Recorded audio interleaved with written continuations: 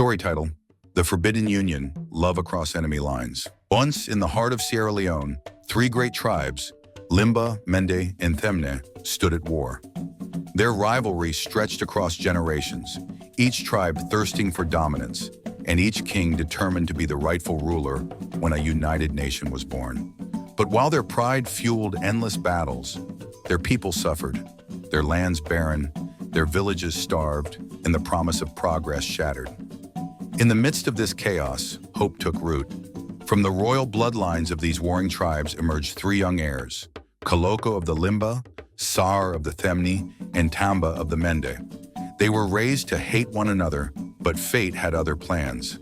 Secretly, these three heirs formed a bond, united not by bloodshed, but by the desire for peace. They dared to imagine a different future, one where their tribes could live together in harmony. And they knew that the key to peace lay in their marriages. Kalokoh took Tamba's sister as his bride. Tamba married a Themne woman, and Sahr found love in the Limba's royal court. When the day came to present their brides, they stood before their fathers, hoping that their unions would end the hatred. But the kings, blinded by pride, rejected the marriages. They refused to accept peace. Instead, they sought to destroy it in the cruelest of ways. They poisoned their own grandchildren, hoping to erase the legacy of unity. What they didn't know was that their sons had anticipated this betrayal. Kalokoh, Sahr, and Tamba had forged a sacred covenant, a bond between themselves and their sons. If harm befell their children, they too would suffer. And suffer they did. As the poison spread, the princes fell into a deep coma, teetering on the edge of life and death.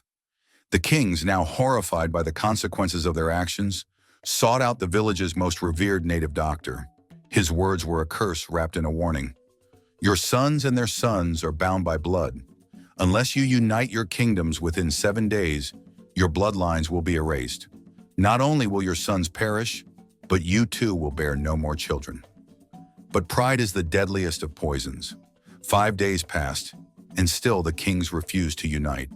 It wasn't until their advisors threatened rebellion, demanding new heirs and new leadership, that the kings reluctantly agreed to meet.